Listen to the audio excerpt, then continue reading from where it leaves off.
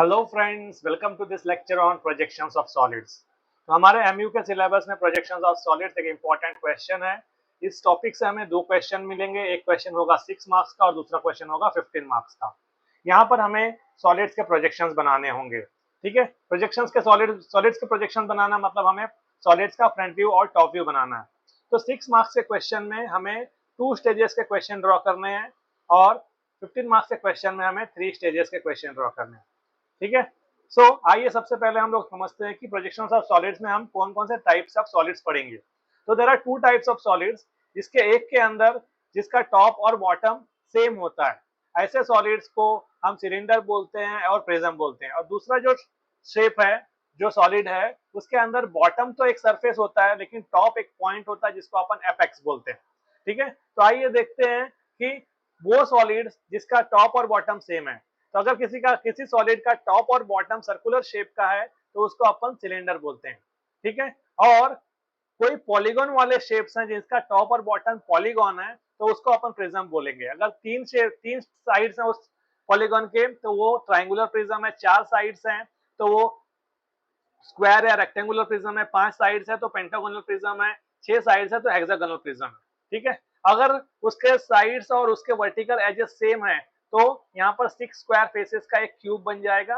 तो क्यूब भी एक प्रिज्म है जिसका टॉप और बॉटम सेम होता है। इनफैक्ट इसके सारे एजेस इक्वल साइड के होते हैं। ठीक है, आइए देखते हैं ग्रुप बी। ग्रुप बी के अंदर हमारा बॉटम सरफेस है और टॉप एक पॉइंट है। तो वहां पर अगर आपका बॉटम सर्कुलर शेप का है और टॉप एक पॉइंट है तो जो सॉलिड बन रहा है उसको अपन कोन बोलते हैं।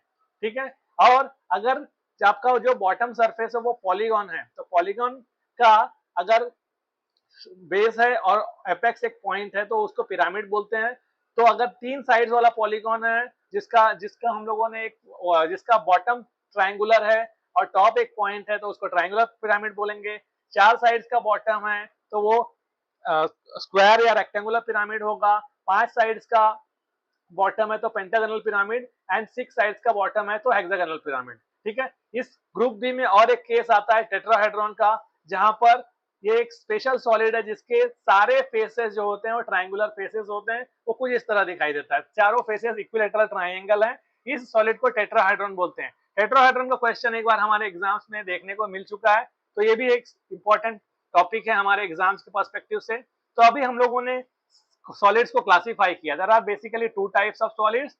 एक सॉलिड जिसका टॉप और बॉटम सेम होता है तो उस कैटेगरी में कौन कौन है सर? सिलेंडर है, triangular, rectangular, square, pentagonal, hexagonal prism. इस केस में क्या होता है सर? इसका टॉप और बॉटम दोनों सेम होता है, टॉप और बेस दोनों सेम शेप का होता है।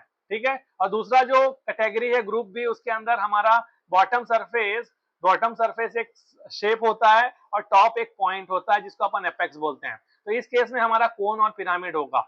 Is that very clear?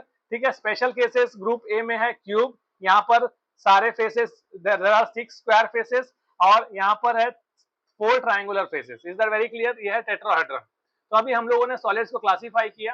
तो सॉलिड्स को अपन बेसिकली कैसे क्लासिफाई किए हैं?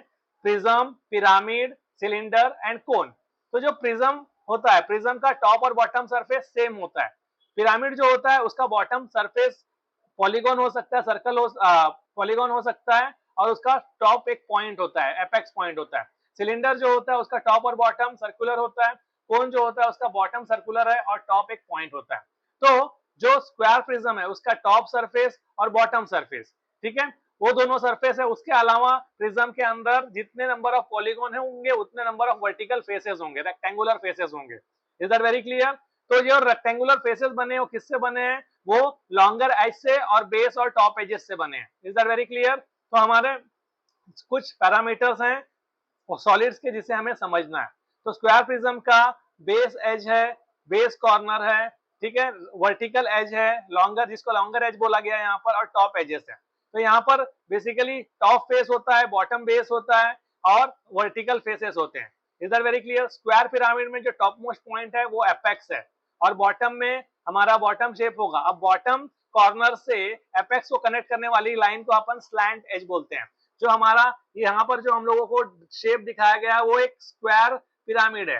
तो बॉटम तो इसका स्क्वायर है जिसके चार कॉर्नर्स हैं, और उसको अपन ने कनेक्ट किया एपेक्स पॉइंट से, तो एपेक्स पॉइंट से स्क्वायर के कॉर्नर्स को जो कनेक्ट करता है उसको स्लैंट एज बोलते हैं, ठीक है। और यहाँ पर प्रिज्म के केस में उसको क्या बोलते हैं, वर्टिकल एजेस या लॉन्गर एज, ठीक है। तो ये हमारा बेस सरफेस है स्क्वायर पिरामिड का, और उसके एजेस को एज ऑफ बेस या बेस एजेस बोलते हैं, ठीक है। उसके कॉर्नर्स को बेस कॉर्नर बोलते हैं।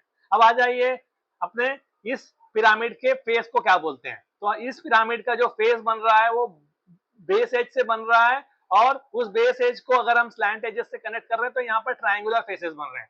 तो आपको ध्यान में रखना है, तो स्क्वायर प्रिज्म के केस में या प्रिज्म के केस में जो फेसेस होते हैं वो कैसे होते हैं, प्रिज्म के केस में फेसेस जो होते हैं वो रेक्टेंगुलर होते हैं, पिरामिड के केस में फेसेस कैसे होते हैं, they are triangular. Is that very clear, ठीक है।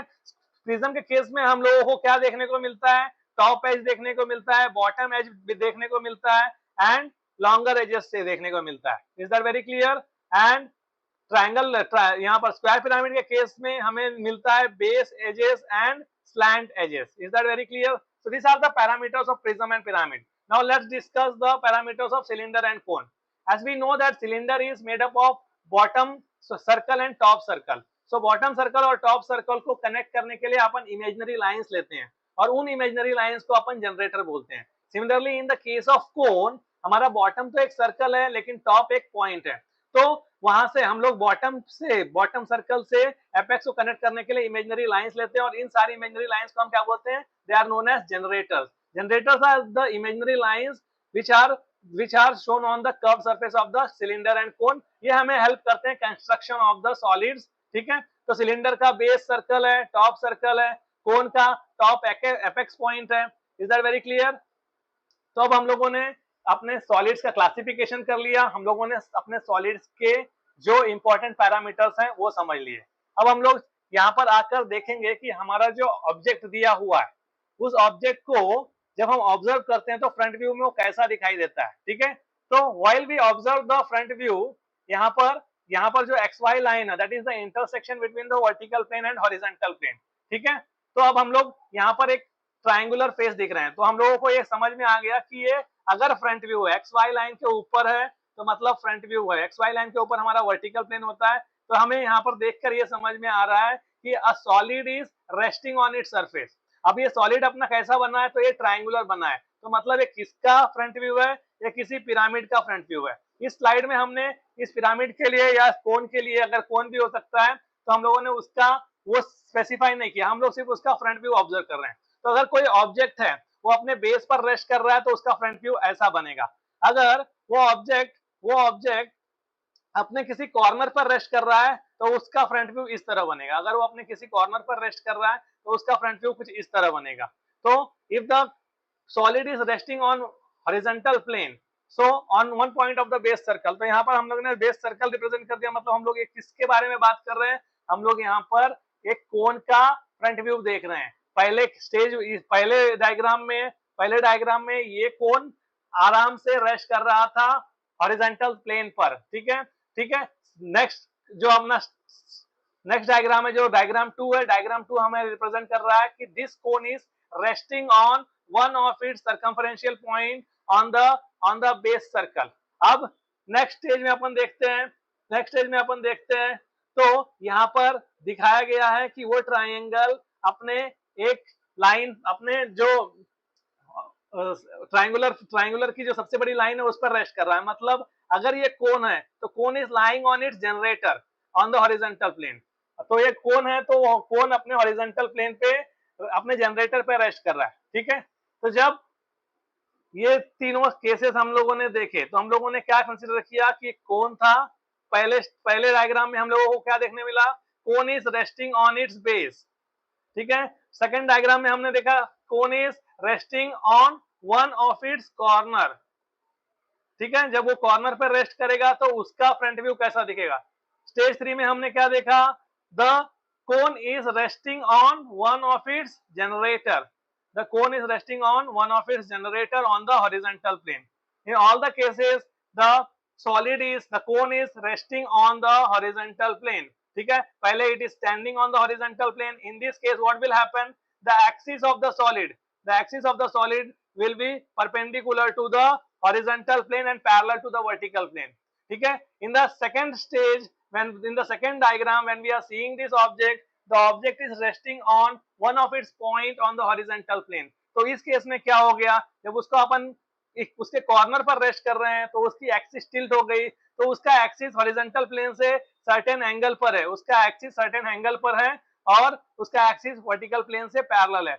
यहाँ पर थर्ड डायग्राम में हम लोगों ने क्या शो किया है, the cone is resting on one of it's generator. ये क्या है, ये जनरेटर लाइन है, ठीक है।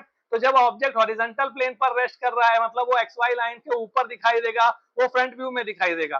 तो हम लोगों को एक चीज समझना है, ठीक है, data with respect to horizontal plane will be visible in the और वर्टिकल प्लेन, हमें फ्रंट व्यू में दिखाई देगा। हॉरिजॉन्टल प्लेन से जो एंगल है वो फ्रंट व्यू में दिखाई देगा, हॉरिजॉन्टल प्लेन से जो डिस्टेंस है वो फ्रंट व्यू में दिखाई देगा। Is that very clear? ठीक है। अब अपन इस स्लाइड में अपन देखेंगे कि अगर कोई कोन है तो कोन इस वक्त हम लोग क्या देख रहे हैं, हम लोग के एक्स वाई लाइन के ऊपर हमारा वर्टिकल प्लेन है, एक्स वाई लाइन के नीचे हमारा हॉरिजॉन्टल प्लेन है। ये जो ट्राइंगल बना, ये जो ट्राइंगल बना, ये ट्राइंगल कहां पर बना है, हॉरिजॉन्टल प्लेन में। हॉरिजॉन्टल प्लेन में जो बनता है उसको क्या बोलते हैं, टॉप व्यू। तो अगर ये कोन था तो इस कोन का बेस एक सर्कल होता है और उसका जो टॉप व्यू हमें आ रहा है, ठीक है, वो हमें ट्राइंगल आ रहा है। मतलब ये जो ट्राइंगल है, ये जो कोन है, it is resting on the vertical plane. When a cone is resting on the vertical plane तो उसका फ्रंट व्यू सर्कल आएगा और उसका टॉप व्यू एक ट्राइंगल आएगा। तो ये ट्राइंगल जो रिप्रेजेंट कर रहा है, इसके अंदर हम लोग क्लियरली देख सकते हैं कि इसका एक्सिस जो है that is perpendicular to the vertical plane, ठीक है। ये जो एक्स वाई लाइन के ऊपर जो प्लेन है वर्टिकल प्लेन, तो वर्टिकल प्लेन से हमारा एक्सिस परपेंडिकुलर है। मतलब ये फर्स्ट कंडीशन क्या बता रहा है, फर्स्ट कंडीशन बता रहा है कि the cone is standing on the vertical plane on its base. Next condition अपन देखेंगे, डायग्राम 2 बनाएंगे। तो डायग्राम 2 हम लोग बनाएंगे तो अब अपन देख के बोल सकते हैं ये डायग्राम 2 बता रहा है कि ये जो कोन था वो कोन अपने एक सर्कमफरेंशियल पॉइंट पर वर्टिकल प्लेन पर रेस्ट कर रहा है। वर्टिकल प्लेन पर रेस्ट कर रहा है इसलिए हमें टॉप व्यू में ये दिखाई दे रहा है, ठीक है, टॉप व्यू में हम देख रहे हैं, ठीक है। तो ये जो कंडीशन है यहाँ पर the cone is resting on VP on one point of the base circle. तो इसका जो एक्सिस है that will be inclined to the vertical plane and it will be parallel to HP. Next diagram हम लोग बनाएंगे। तो next diagram में भी हम ये जो डायग्राम देखना है, इस डायग्राम में हमें क्लियरली पता चल रहा है कि जो हमारा डायग्राम है यहाँ पर जो एक्स वाई लाइन है, एक्स वाई लाइन के ऊपर हमारा जनरेटर है। So the cone is resting on its generator, the cone is resting on its generator. Is that very clear?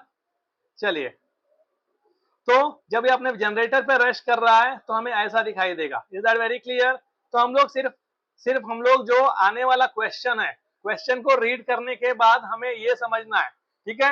अब जब हम क्वेश्चन करते हैं तो जैसा कि मैंने बताया कि प्रोजेक्शन ऑफ सॉलिड्स में हम लोग क्या करने वाले हैं, हमें एक 15 मार्क का क्वेश्चन मिलेगा। 15 मार्क वाला क्वेश्चन इज फॉर 3 स्टेजेस, ठीक है, एंड 6 मार्क्स वाला क्वेश्चन इज फॉर 2 स्टेजेस। तो आपको जो भी क्वेश्चन मिलेगा, क्वेश्चन को आपको रीड करना है। क्वेश्चन को रीड करने के बाद आपको उसका जो डेटा दिया है उसके हिसाब से आपको मालूम पड़ेगा कि ये क्वेश्चन 2 स्टेज का है कि 3 स्टेज का है। Is that very clear? तो वो 2 स्टेज का हो चाहे 3 स्टेज का हो, उनका स्टेज वन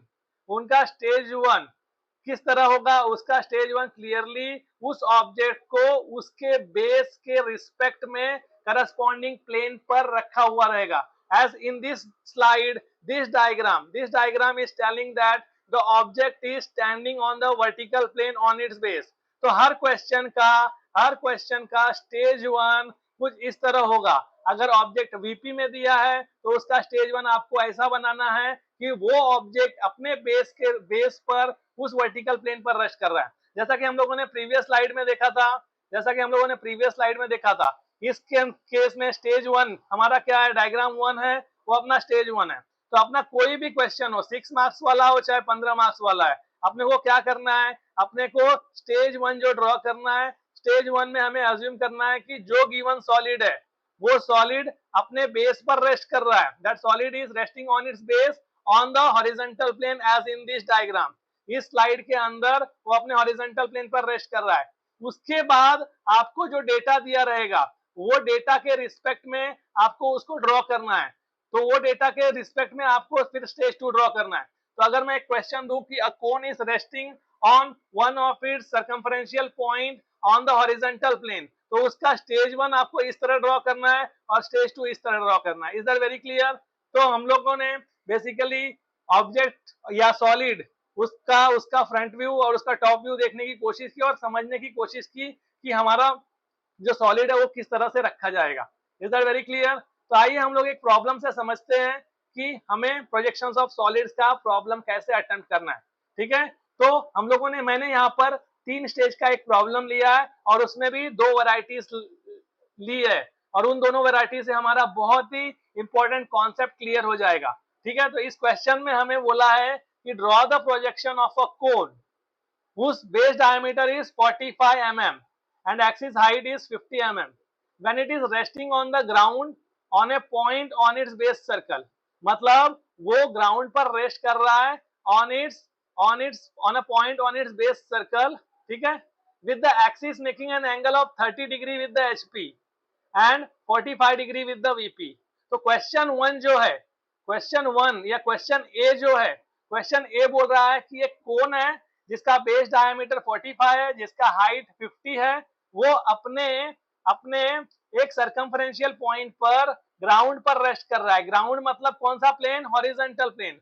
ग्राउंड मतलब कौन सा प्लेन? Horizontal plane. और आपको डेटा दिया गया है कि जब वो ग्राउंड पर उस तरह से रेस्ट कर रहा है ऑन इट्स सर्कमफरेंशियल पॉइंट, उस पॉइंट पर उसका जो एंगल है हॉरिजॉन्टल प्लेन से 30 डिग्री है और बाद में उसने बोला है कि 45 डिग्री विद द वीपी है।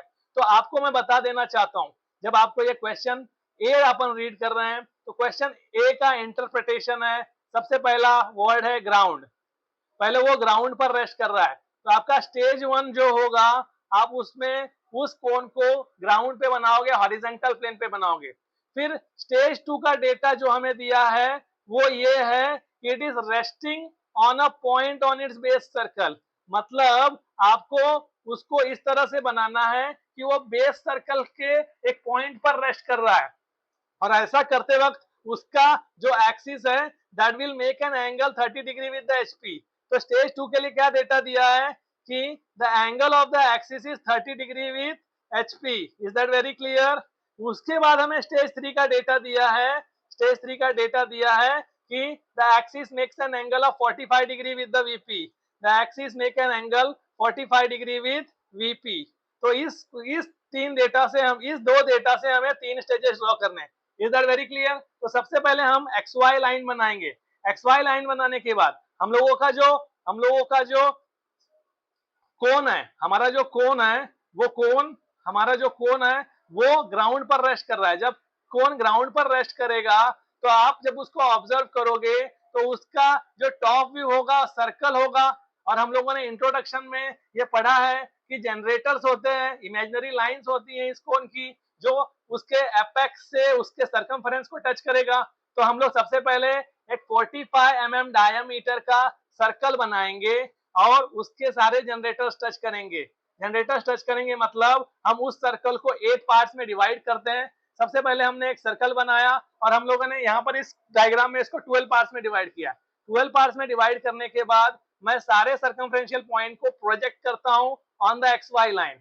उसके बाद इस कोन का एक्सिस हाइट दिया है 50 mm, तो 50 mm हाइट पे लेने के बाद मैं सारे जनरेटर्स से उस 50 mm की हाइट पर हमारा जो एक्सिस हाइट है यहाँ से लेकर यहाँ तक का जो डिस्टेंस है वो 50 mm लिया और बाद में जितने भी मैंने प्रोजेक्टर्स लाए थे उन प्रोजेक्टर्स को कनेक्ट कर दिया। Is that very clear? My dear friends, in the case of cone and cylinder हम लोगों का जो आउटर बाउंड्री है वही डार्क होगा, जो इनर जनरेटर्स हैं वो फेंट आप बनाइए। Is that very clear? तो हम लोगों का स्टेज 1 रिप्रेजेंट कर रहा है कि ये जो सॉलिड है वो ग्राउंड पर अपने बेस पर रेस्ट कर रहा है। तो कोन का जो बेस होता है वो सर्कल होता है। तो अपन जब ऊपर से देख रहे हैं, जब अपन टॉप व्यू देख रहे हैं, हम लोग वर्टिकल प्लेन और हॉरिजॉन्टल प्लेन रिप्रेजेंट कर देते हैं एक्स वाई लाइन से। जब मैं ऊपर से देख रहा हूं तो मुझे इस सॉलिड का सबसे पहले एपेक्स दिखाई देता है और उसके बाद हम नीचे तक उसका बेस देख पाते हैं। तो उसका बेस एक सर्कल है, उस सर्कल को अपन ने 12 पार्ट्स में डिवाइड किया। तो मैंने स्टेज 1 का फ्रंट व्यू और टॉप व्यू ड्रॉ कर दिया।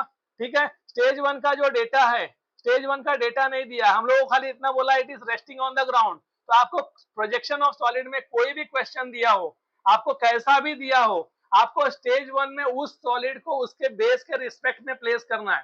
आपको उस सॉलिड को उसके बेस के रिस्पेक्ट में प्लेस करना है। After placing it with respect to base, we are going to draw the stage 1। Stage 1 draw करने के बाद, स्टेज 1 का फ्रंट व्यू और टॉप व्यू ड्रॉ करने के बाद, अब जो डेटा दिया गया है वो किस पर रेस्ट कर रहा है? It is resting on the ground, it is resting on the ground on a point on its base circle. तो हम लोगों का जो ये पॉइंट है, हम लोगों का जो ये पॉइंट है, इस पॉइंट के रिस्पेक्ट में मैं इस सॉलिड को, इस पॉइंट के रिस्पेक्ट पे मैं इस सॉलिड को, इस पॉइंट के रिस्पेक्ट में मैं इस सॉलिड को प्लेस करने वाला हूं। तो वो कहां पर हम लोग ड्रॉ करने वाले हैं? In the stage 2। So when we are going to the stage 2, हम लोगों ने जो हम लोगों को बोला है कि हमारा जो सॉलिड है, जो हमारा कोन है, its axis makes an angle of 30 degree with the HP. तो अगर मेरा एक्सिस 30 डिग्री बना रहा है तो मेरा बेस कितना एंगल बनाएगा? 60 डिग्री बनाएगा। तो मैंने एक 60 डिग्री की लाइन ली। 60 डिग्री की लाइन लेने के बाद मैंने ये वाला पॉइंट यहाँ पर प्लेस कर दिया और इस पॉइंट के रिस्पेक्ट में मैंने ये पॉइंट मार्क किया इस 60 डिग्री वाली लाइन पर, और इस तरह से मैंने इस पूरे डायग्राम को रीड्रॉ कर दिया। सबसे पहले मैंने 60 डिग्री की लाइन ली, इस पॉइंट को हम लोगों ने यहाँ मार्क किया, इस पॉइंट के रिस्पेक्ट में मैंने ये वाला पॉइंट आर्क लिया और मैंने आर्क कट करके ये पॉइंट ड्रॉ कर दिया। ये पॉइंट ड्रॉ करने के बाद अब मेरे पास दो पॉइंट है, इन दोनों पॉइंट के हेल्प से मैं ये तीसरे वाले का डिस्टेंस लेके आर्क कट करूंगा और आर्क कट करने के बाद मेरा ये ट्राइंगल फॉर्म हो गया। Again I will show the generators with the फेंट लाइन। नाउ स्टेज 2 का फ्रंट व्यू हमने ड्रॉ कर दिया। ये फ्रंट व्यू अगर आप अपने आंखों से विजुअलाइज कर पा रहे हो तो एक ट्राइंगल अपने एक कॉर्नर पे खड़ा है, बट ये ट्राइंगल नहीं है, एक कोन है। ठीक है, ये कोन का फ्रंट व्यू है जो हमें ट्राइंगल दिख रहा है। तो हमारा क्वेश्चन का जो लाइन था, कोन is resting on the ground on A point on a base circle making an angle of 30 degree with the HP. तो ये कितना एंगल बना रहा है? 30 डिग्री। इसका axis makes an angle of 30 degree with HP. तो अब जाके मैंने क्वेश्चन का जो गिवन स्टेटमेंट था उसको ड्रॉ किया। तो याद रखिए स्टेज 1 में हम हर ऑब्जेक्ट को उसके बेस पर प्लेस करते हैं, उसके बेस पर उसको रखते हैं, और स्टेज 1 ड्रॉ करने के बाद हम स्टेज 2 ड्रॉ करते हैं। स्टेज 1 ड्रॉ करने के बाद स्टेज 2 ड्रॉ करते हैं। स्टेज 2 में हम क्वेश्चन के स्टेटमेंट का हेल्प लेते हैं, जैसा क्वेश्चन डिमांड करता है वैसा इस सॉलिड को प्लेस करते हैं। तो स्टेज 1 ऑर्डिनरी है, ऑर्डिनरली हम अपने स्टेज 1 को ड्रॉ करेंगे कि we will keep the solids on its base. अब यहाँ पर मैंने स्टेज 2 का फ्रंट व्यू ड्रॉ कर दिया। अब मैं स्टेज 2 के फ्रंट व्यू से टॉप व्यू में प्रोजेक्शंस लेकर जाऊंगा, स्टेज 2 के फ्रंट व्यू से टॉप व्यू में प्रोजेक्शन लेकर जाऊंगा, और स्टेज 1 के टॉप व्यू से टॉप व्यू में प्रोजेक्शन लेकर जाऊंगा। यहाँ पर करस्पॉन्डिंग पॉइंट्स एक दूसरे को इंटरसेक्ट करेंगे, यहाँ पर करस्पॉन्डिंग पॉइंट्स एक दूसरे को इंटरसेक्ट करेंगे। अब उसके बाद अपन क्या करेंगे, हम लोगों ने सारे पॉइंट्स इंटरसेक्ट करने के बाद सारे पॉइंट्स को मिला दिया। ठीक है, तो करस्पॉन्डिंग पॉइंट्स एक दूसरे को मिलेंगे और हम सारे पॉइंट्स एक दूसरे को प्लेस करेंगे। After connecting all the points with the help of the projectors, with the help of the projection line, now we are going to visualize the object, we are going to see the object from the top। तो अब मैं object को top से देख रहा हूं। जब मैं ऑब्जेक्ट को टॉप से देख रहा हूं तो मुझे यहाँ पर क्या दिखाई दे रहा है? मुझे इस सिलेंडर का, इस कोन का एपेक्स दिखाई दे रहा है, मुझे उसका ये जनरेटर दिखाई दे रहा है। इस जनरेटर के बाद ये जो इतना पार्ट है वो हमारा, ये जो इतना पार्ट है हमारा सर्कल है, वो सेमी सर्कल का उतना पार्ट दिखाई दे रहा है, and rest of the part is not visible as it is below the solid। So as we can see only this part of the base, so we are going to make that part as the continuous line, and the remaining part that means this part which is not visible, इतना part जो है वो visible नहीं है, तो उसको अपन dash dash dash dash hidden line बनाएंगे। और हम लोगों को कोन और सिलेंडर के केस में जनरेटर्स को कनेक्ट कर देना है। Is that very clear? So now we have completed the stage 2 का top view. After completing the stage 2 का top view, we will move to the stage 3 का टॉप व्यू। यहां से यहाँ स्टेज 1 से स्टेज 2 हमने फ्रंट व्यू को redraw किया। अब स्टेज 2 से स्टेज 3 में हम टॉप व्यू को रीड्रॉ करेंगे, लेकिन रीड्रॉ करते वक्त क्वेश्चन में हमें क्या दिया है that the axis of the cone makes an angle 45 degree with the VP. The axis of the cone makes an angle 45 degree with the VP. ये जो एंगल 45 डिग्री है ये किसका है? एक्सिस का। एक्सिस का ट्रू इंक्लिनेशन है with respect to the vertical plane, ठीक है। और ये जो स्टेज 2 का टॉप व्यू है ये उसका टॉप व्यू है। तो टॉप व्यू में जो हमारा एक्सिस है यहां से लेकर यहां तक, ये जो मैंने रेड लाइन बनाया है ये रेड लाइन क्या है? ये top view of the axis है। ये top view of the axis है। इसको अपन डायरेक्टली रीड्रॉ नहीं कर सकते जब हमें क्वेश्चन में एक्सिस का ट्रू इंक्लिनेशन दिया है। तो अपन क्या करेंगे? अपन एक लाइन बनाएंगे at an angle of 45 degree.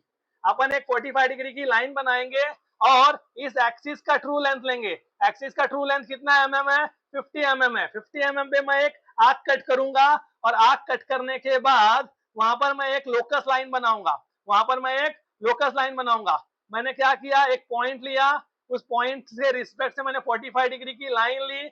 45 degree की लाइन पर मैं true length of the axis that is 50 mm ले लिया। 50 mm लेने के बाद मैंने आर्क कट कर दिया और आर्क कट करने के बाद मुझे ये लोकस लाइन मिली है। आर्क कट करने के बाद मुझे ये लोकस लाइन मिली है। अब क्या करेंगे? ये जो एंगल है, ये जो एंगल 45 डिग्री है ये फाई एंगल है, ये true inclination of the cone है। और हमें क्या चाहिए? हमें यहाँ पर हम क्या रीड्रॉ कर सकते हैं? सर हम टॉप व्यू रीड्रॉ कर सकते हैं। तो टॉप व्यू का जो एंगल होता है वो कौन सा एंगल होता है? आपने प्रोजेक्शन ऑफ लाइन में पढ़ा होगा, उसको बीटा एंगल बोलते हैं। तो अब मैं टॉप व्यू का लेंथ लूंगा, मैं यहां से लेकर यहां तक का लेंथ मेजर करूंगा और इस लोकस लाइन पर आर्क कट करूंगा। तो मैं इस लोकस लाइन पर आर्क कट कर रहा हूं with the help of top view length. मैंने जैसे ही टॉप व्यू लेंथ लिया अब मुझे बीटा मिल गया। अब मुझे बीटा मिल गया। अब ये जो बीटा लाइन है ये हमारे एक्सिस का टॉप व्यू है। ये जो बीटा लाइन है मेरा एक्सिस का टॉप व्यू है। मैं इस बीटा लाइन को रोलर स्केल या ड्राफ्टर की मदद से इस एक्स वाई लाइन के पैरेलल ड्रॉ कर दूंगा। तो अब मुझे जैसे ही ये मिल गया तो मैं अब इस बीटा लाइन को अपने सॉलिड का टॉप व्यू समझ जाऊंगा। इस बीटा लाइन पे मेरा सॉलिड का टॉप व्यू आएगा और टॉप व्यू आने के बाद मेरे पास ये पॉइंट है, टॉप मोस्ट पॉइंट है, बॉटम मोस्ट पॉइंट है एक्सिस का। इन दोनों पॉइंट के हेल्प से मैं सारे पॉइंट्स प्लॉट करूंगा with the help of compass. Compass से मैं सारे पॉइंट्स प्लॉट करूंगा। मैं क्या करूंगा? अगर मैं मेरा ये पॉइंट ओ है, मेरा ये पॉइंट पी है, तो ओ से लेकर अगर मैं इस पॉइंट को नंबर 1 देता हूँ, ओ से 1 तक का आर्क लूंगा, मैं ओ से लेकर 1 तक का आर्क कट करूंगा। मैं पी से लेकर 1 तक का आर्क लूंगा, मैं पी से लेकर 1 तक का आर्क लूंगा, पी से लेकर 1 तक का आर्क कट करूंगा और मुझे 1 मिल जाएगा। उसी तरह हम सारे के सारे 12 पॉइंट्स लेंगे और इस टॉप व्यू को, सेकंड स्टेज के टॉप व्यू को अपन रीड्रॉ करेंगे थर्ड स्टेज में। After redrawing the second stage of the top view, ये मेरा ओ है और ये मेरा पी है। अब मैं क्या करूंगा? मैंने इस ओ और पी के हेल्प से पूरा का पूरा आंसर रीड्रॉ किया। स्टेज 2 को रीड्रॉ किया स्टेज 3 में। इस क्वेश्चन में, क्वेश्चन ए में हमें क्या दिया था? क्वेश्चन ए में हमें दिया था true inclination of the axis with respect to the vertical plane. इसलिए हम लोगों ने ये बीटा वाला मेथड अडॉप्ट किया। बीटा वाला मेथड अडॉप्ट करके स्टेज 2 को रीड्रॉ किया स्टेज 3 में। स्टेज 2 को स्टेज 3 में रीड्रॉ करने के बाद we are going to project the projectors from the top view to the front view. तो मैं टॉप व्यू से फ्रंट व्यू प्रोजेक्टर लेके गया और मैं फ्रंट व्यू से फ्रंट व्यू प्रोजेक्टर लेके जाऊंगा। सारे पॉइंट्स एक दूसरे को इंटरसेक्ट करेंगे। मैं सारे पॉइंट्स एक दूसरे से इंटरसेक्ट कराने के बाद सारे पॉइंट्स मार्क करूंगा, उनको नेम करूंगा। After naming all those points we are going to connect them. When we are going to connect, we have to take care of the visible line and hidden line. When we are going to connect the things, we have to take care of the visible line and hidden line. Is that very clear? So अब हम लोग क्या draw करने वाले हैं? Front view. जब हम front view draw करने वाले हैं तो हम कहां से देखने वाले हैं ऑब्जेक्ट को? हम लोग नीचे से देखेंगे, ठीक है। हम लोग वर्टिकल प्लेन के सामने से देखेंगे। तो मतलब हम लोग एक्स वाई लाइन के नीचे से। तो यहाँ से मैं ऑब्जेक्ट को देख रहा हूँ। यहां से जब मैं ऑब्जेक्ट को देख रहा हूं तो मुझे ऑब्जेक्ट का एपेक्स दिखाई दे रहा है। एपेक्स का एक पॉइंट है और उस पॉइंट से डाइवर्ज होता हुआ पूरा का पूरा सॉलिड है। तो इस केस में मुझे पूरा का पूरा सॉलिड दिखाई दे रहा है। तो मैं फ्रंट व्यू जब ड्रॉ करूंगा तो मैं पूरा का पूरा सॉलिड ड्रॉ कर रहा हूं, ठीक है। इस केस में पूरा का पूरा सॉलिड दिखने के साथ साथ हमारा जो सर्कमफरेंस है, सर्कमफरेंस का जो इतना पार्ट है जो हमारे वर्टिकल प्लेन की तरफ है वो हमें नहीं दिख रहा है। हमारा इतना पार्ट जो है वर्टिकल प्लेन की तरफ है वो हमें नहीं दिख रहा है, उतना पार्ट अपन हिडन ड्रॉ करेंगे। Is that very clear? My dear friends, in this PPT, I have not named the points, I have not named the divisions. This PPT is only help you to understand the steps. आपको इस PPT से सिर्फ step समझने के लिए help मिलेगी।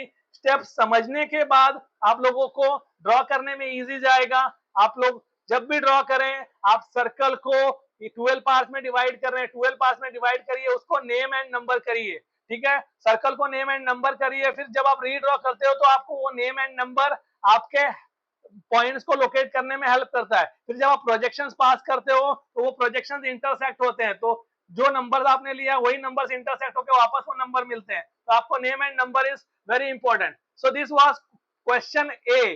Question A क्या था? क्वेश्चन ए डील कर रहा था that the solid is resting on the horizontal plane on one of its base corner and the axis makes an angle 30 degree with the horizontal plane. Also the axis makes an angle of 45 degree with the vertical plane. Is that very clear? अब question 2, यहाँ पर एक ही slide में हम दो question समझ रहे हैं और एक क्वेश्चन बहुत इंपॉर्टेंट है।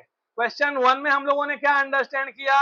क्वेश्चन ए में हम लोगों ने अंडरस्टैंड किया कि हमारे पास डेटा दो फॉर्म में दिया जा सकता है। ठीक है, यहाँ पर जो दो डेटा दिया है, एक दिया है angle with respect to HP and angle with respect to VP. किसका? एक्सिस का। ये क्या है? उस एक्सिस का ट्रू इंक्लिनेशन है। Is that very clear? तो जब आपको एक्सिस का ट्रू इंक्लिनेशन दिया है तो आपको थीटा दिया है 30 डिग्री और आपको फाई दिया है 45 डिग्री।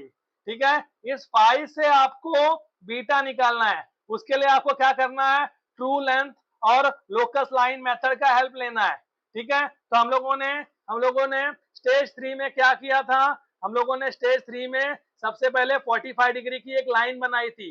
45 डिग्री की एक लाइन बनाने के बाद जो आपका एक्सिस था, उस एक्सिस का ट्रू लेंथ अपन ने मार्क किया। एक्सिस का ट्रू लेंथ मार्क करने के बाद हम लोगों ने वहां पर अपना लोकस लाइन मार्क किया। ठीक है, लोकस लाइन मार्क करने के बाद अब जो टॉप व्यू का लेंथ है, वो जो टॉप व्यू का लेंथ है उसको लिया और टॉप व्यू का लेंथ उसी पॉइंट से इस लोकस लाइन पे मार्क किया। जैसे हमने उसको लोकस लाइन पे मार्क किया, हम लोगों को एंगल बीटा मिल गया। अब इस एंगल बीटा पर ये हमारा एक्सिस आ गया, ये वाला एक्सिस अब यहाँ पर है। अब इस एक्सिस के रिस्पेक्ट में पूरा का पूरा स्टेज 2 रीड्रॉ करना है। तो स्टेज 2 अपन ने रीड्रॉ किया, सारे पॉइंट्स लोकेट किया, फिर टॉप व्यू से हम लोगों ने प्रोजेक्शंस ऊपर लेके गए और प्रोजेक्शंस इंटरसेक्ट कराने के बाद हम लोगों ने ऑब्जेक्ट को विजुअलाइज करके हिडन लाइन और विजिबल लाइंस ड्रॉ किया। Is that very clear? This was question A. Question A और क्वेश्चन बी। क्वेश्चन बी अब रीड करते हैं। हम लोगों ने क्वेश्चन ए का डिस्कशन कर लिया, अब मैं सिर्फ और सिर्फ क्वेश्चन बी के बारे में बात करूंगा। क्वेश्चन बी क्या कहता है?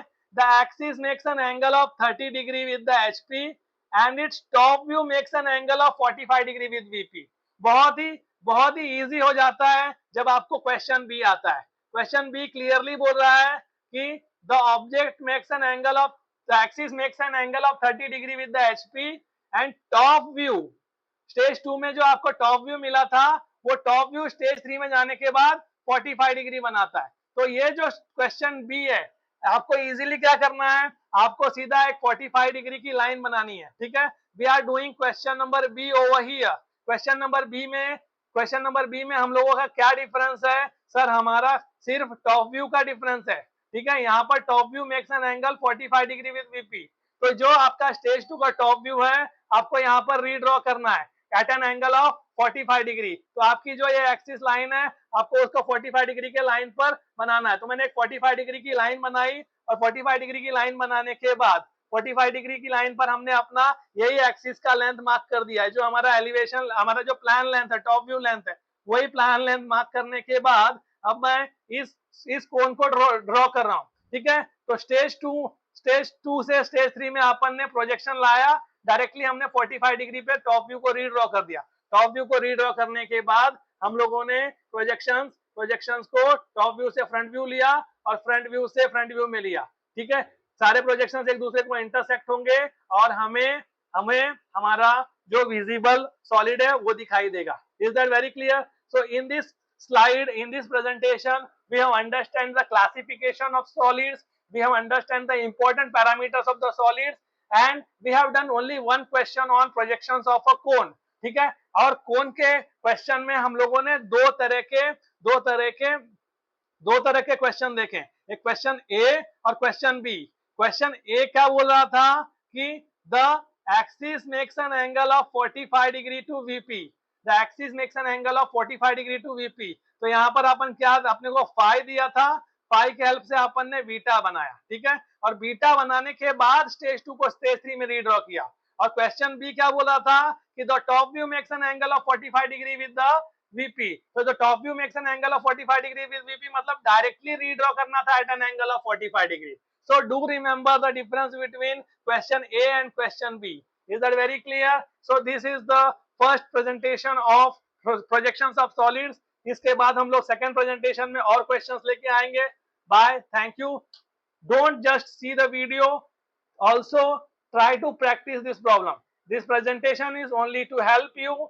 You have to draw the question from the university. We have seen the this type of question in university exams, so you have to follow those and we have to practice those questions. After seeing this video, immediately just jump to solve the problem on projections of cone. Is that very clear? Bye. Thank you.